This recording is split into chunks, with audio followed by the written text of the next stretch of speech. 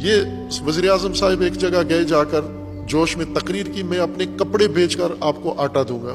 اس نے کپڑے نہیں بیچے اپنے، نہ قمیض بیچی، نہ شلوار بیچی، نہ بنیان بیچی، اس نے وہ کپڑے ادھر پہنے ہوئے ہیں۔ اگر یہ کپڑے بیچے بھی تو کپڑے خریدنے والا کوئی نہیں ہے، اتنے گندے آدمی کے گندے کپڑے کوئی بھی نہیں خریدے گا۔ کون خریدے گا آپ کے کپڑے؟ اور آپ کپڑے بیچ کے، یہ خود ایک قوم کی توہین ہے، یہ بدتمیزی ہے قوم کو کہنا میں کپڑے بیچ کے۔ تو ملیں کیوں نہیں بیچتے؟ آپ کی ملیں ہیں، آپ کی فیکٹریاں ہیں، آپ کے کاروبار ہیں، آپ کے بہت پراپرٹی ہے آپ کی، وہ کیوں نہیں بیچتے آپ؟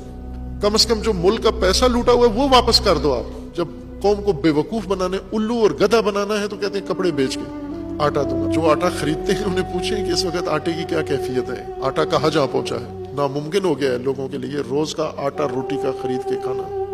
ہر چیز مہنگائی میں آسمان پہ جا پہنچی ہے، اور دیوالیہ ہونے کی علامت یہ ہے، خود اسٹیٹ بینک نے ایک طرح سے اعلان کر دیا ہے کہ کوئی بینک پاکستان میں کوئی ایل سی نہیں کھولے گا۔